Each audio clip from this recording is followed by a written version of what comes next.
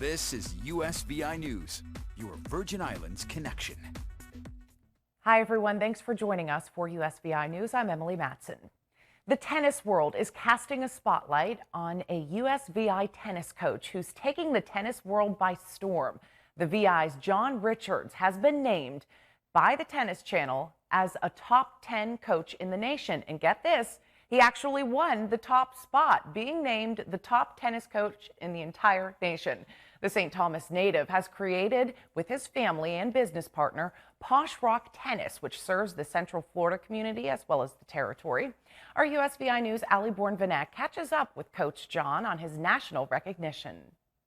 Coach John, thank you so much for joining me. This is so cool and so awesome, and what an incredible honor. Yeah, it's a great honor. It's kind of beautifully humbling. It's kind of interesting. In the first part of the competition, my resume and my contributions to the game were considered, and they have thousands of coaches that they consider, and I was chosen as one of the top 50 coaches in the country, which in and of itself is a great achievement. But what's kind of humbling is that in order to move on to get from the top 50 to the top 10 and to get from the top 10 to be number one, it's about the community. So I'm humbled because this award is being bestowed onto me by the community, that they kind of appreciate everything that we have done as business owners and coaches and instructors, and everything that our organization has given to the people of this community and the community back home, and to be considered and to have everybody so energetic about voting and about getting me to be the number one coach is pretty humbling.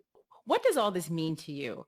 What does having this honor, being a top 10 coach in America, named by the Tennis Channel, what does all this mean to you? Well, what it means is we're moving in the right direction. As a company, we want to keep growing. We want to keep getting better at what we do. But what it does signify is that we're going in the right direction. It means that we're making progress, and that the community as a whole, both here and abroad, are appreciative of our efforts, and that means the world to us. I cannot express the amount of gratitude that we have received, and the support and the love we receive from back home.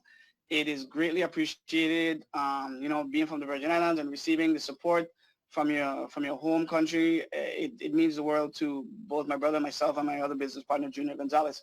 So, thank you from the bottom of our hearts. We appreciate all the support and all the love and, all the well wishes, and, it means everything to us. So thank you.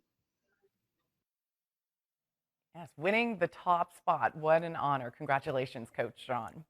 Well, the exact cause of that noxious odor in St. Croix remains under investigation. However, investigators did find elevated levels of sulfur dioxide in the atmosphere, and it's narrowed down to the industrial corridor, which includes Lime Tree Bay Refinery.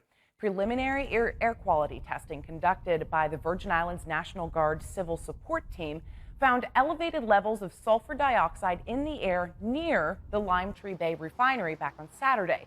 The findings, the result of new monitoring systems in place. The Virgin Islands National Guard Civil Support Team joined the investigation, which includes the other VI government agencies and the federal EPA, into the source of this noxious odor after being activated by Governor Bryant. Now, they identified the chemical constituents after conducting air quality monitoring Friday afternoon into Saturday morning. Readings conducted outside other facilities, which they thought could have been a source of the odor, did not provide any elevated readings of any harmful chemicals. So the team's investigation continues to center on the refinery, but again, it has not ruled out other sources, so the investigation into the exact cause continues. We have the latest now on the COVID-19 case counts here in the territory, which have increased a bit, specifically in St. Thomas. The latest numbers from the VI Department of Health show there are currently 94 active cases throughout the VI. There are 16 in St. Croix, 77 in St. Thomas, and 1 in St. John. Meantime, the Virgin Islands continues its efforts to get as many residents vaccinated as possible, and it's seeing good participation from the public. Here's an update on the latest vaccination numbers. Just more than 29,000 people have been fully vaccinated.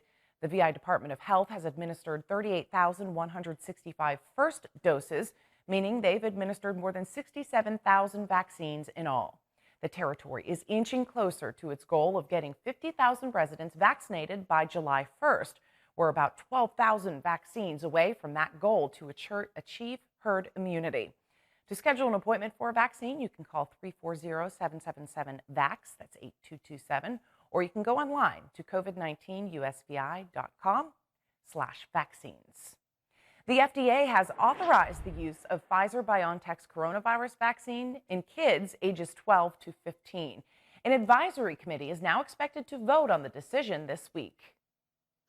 In clinical trials, Pfizer's vaccine was found to be 100% effective at preventing COVID-19 in 12 to 15-year-olds. The response to the vaccine was excellent, and in fact, it was even better in the younger age group than in the 16 to 25 age group. The announcement will give roughly 17 million children and teenagers access to the vaccine. The move is expected to be formally approved by a CDC advisory committee on Wednesday. Vaccinating a younger population brings us closer to returning to a sense of normalcy and to ending the pandemic. The CDC says the U.S. has seen about 1.5 million COVID-19 cases in kids between 11 and 17.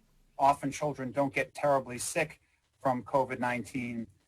There are kids who do get very sick from it. And in addition, they can bring it asymptomatically around to their grandparents and others. A recent study showed many parents will have to be convinced to immunize their children. Nearly a third say they would get their kids vaccinated as soon as possible. Almost half would either wait to see how well the vaccine works or would only comply if schools require it. Just a quarter said they won't get their children vaccinated. So if approved, this will be the first COVID-19 vaccine authorized for use in younger teens. It was originally authorized for adults ages 16 and older. The FDA director says this expansion is significant in the fight against the pandemic. Our USVI News contributor, epidemiologist Dr. Becky Dawson agrees. To make sure that our schools and our children are safe. And the only way to do that is to continue with the mitigation strategies we have, but also get vaccines in their arms. Again, an advisory committee to the CDC is scheduled to meet on Wednesday to discuss and vote on whether the vaccine should be recommended to be used in this age group.